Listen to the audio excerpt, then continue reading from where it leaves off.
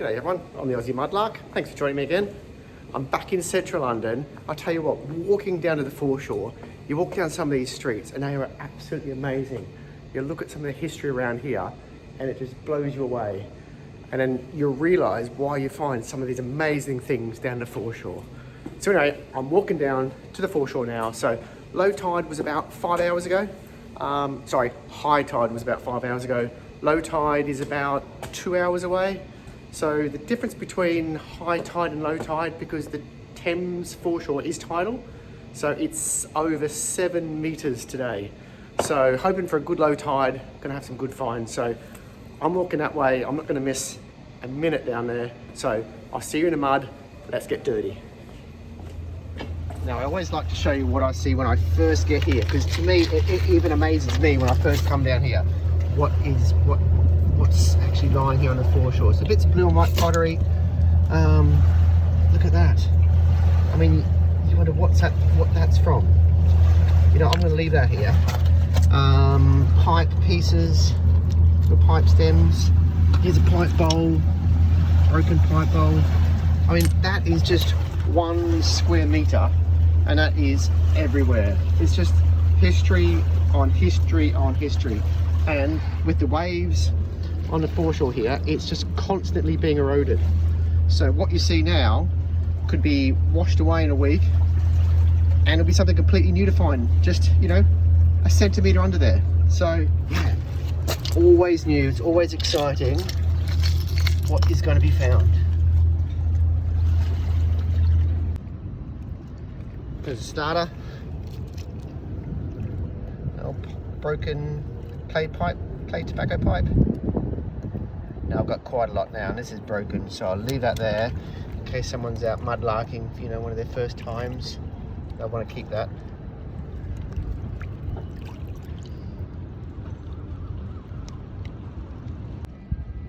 And that is some of my early pieces of pottery.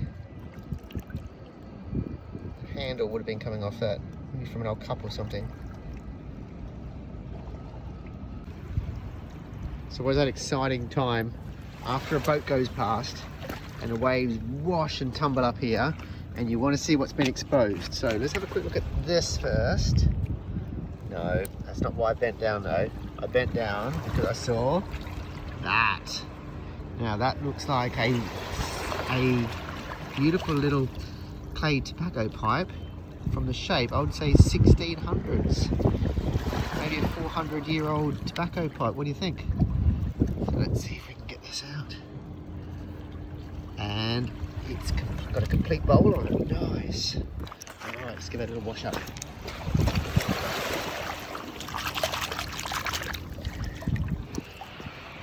Alright, lovely.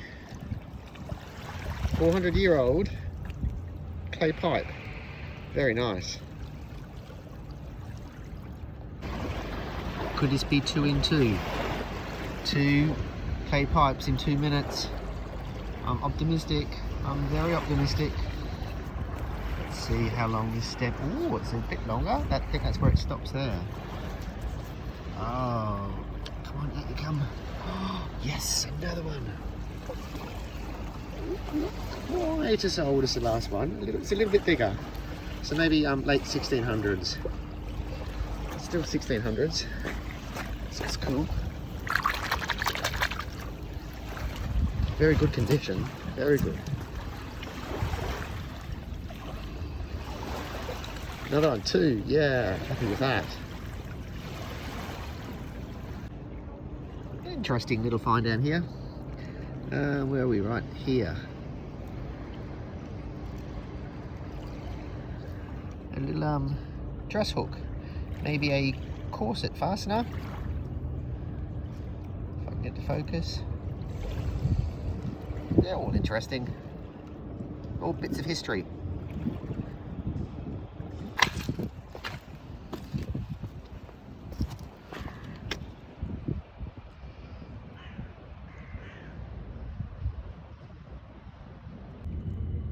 How cool is this little pin stash?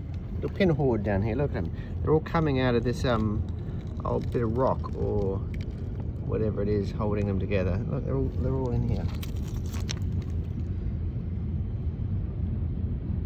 That's funny. Take that home and chip it away for hours. There's some nice pins down there. What's that? Oh, tack. Oh, there's a good one. Look at that. Hey, that's a lovely pin. Again, dating back to potentially Tudor times. Tudor and onwards.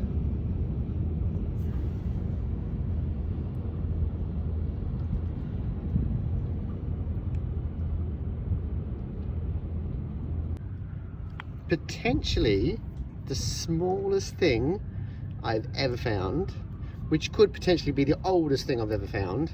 Now I know a lot of Roman stuff gets found in this little area, so it'll probably never be known, but hey, you never know your luck. Can you see that tiny little red bead?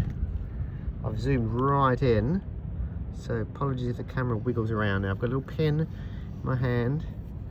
This is my hand. This is a pin. This is how small we're looking now. I'm gonna have to, can I film this and do it at the same time?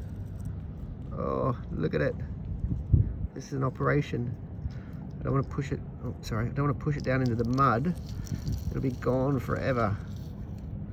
I think I've done it. Sorry about the camera work, guys. I've had to zoom in because it's so small. Oh, it won't even fit on a pin.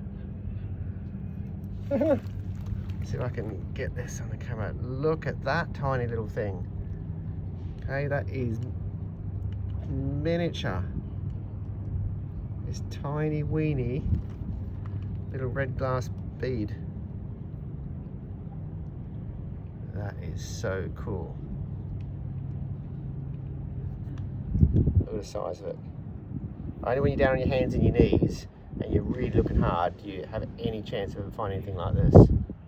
Sweet, all right. I don't know, I'll put that in my little, I'm gonna put that in a little plastic bag, a little plastic pocket in my pouch because I will lose that otherwise. There we go. Got it through the pin. So it's amazing, isn't it? Such a tiny little thing. Just think that could be anywhere up to 2,000 years old. Have a look at it. It's miniature. But imagine that. That could be 2,000 years old. But you know what? I'll never know. Down my collection, and it'll just be another red bead. So, does that look interesting to you? Looks interesting to me. I think that might be worth an investigate.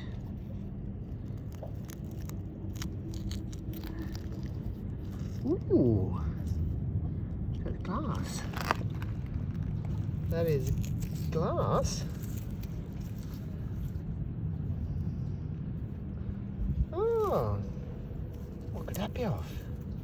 It's not, oh, it's off a bottle. That looks like it's broken off a piece of a bottle, but wow. I'm going to give this a little rinse up. Down with the water. A little wash.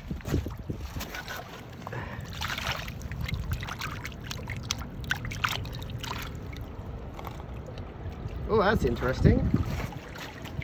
I wonder what that snapped off. So I'm trying to, there's a bit of wind. So I want to get out of the wind, but not affect the light. Wow, how cool is that? That's a pretty old piece of glass, that is. I would say that could be, to me, that looks potentially Tudor in age. I wonder what that could be from. You can see it looks like it's snapped off. It's broken off a bottle or a vase or something glass. Something round, I would have said. You can see the curve there. But I wonder what that would have been, a little knobby little handly bit off it for. Whatever it was, it would have been a beautifully decorated item. Okay. That would have been off a very special bottle or glass vase or something. Cool. Oh, the Thames, it's just always so interesting. Nothing you find is boring. Some tiny little red beads that could be Roman. These little little glass, what do you call it? A glass little bit that could be Tudor. 1600 clay pipes. It's never boring. And not knowing, in a way, it's kind of exciting. It's a mystery. Finding things that you don't know what they are gets your imagination going. More stuff out of this beautiful bit of old black mud, but it's just laying there. Look at that. It's a pipe. Oh, another, that's a nice one. 1600s, 1700s. Lots of pipes today. I'm not going to call it pipe day. Just lots of pipes day. Now, if you saw that, what would you think? Look at that tiny little, not the stem. Look at that. Oh, look at my dirty fingers. I think we're going to find a little pipe down there. Let me see if I can get, where was this stick?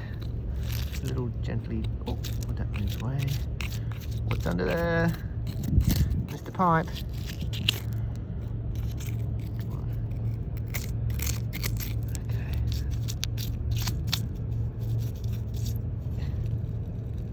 Oh, I want to be gentle here. That looks quite old. I've got to be careful on it. I've got to work on my camera work.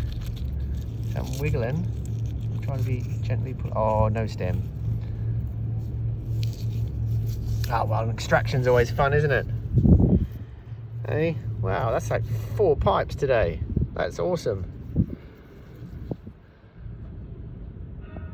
What do we think that could be?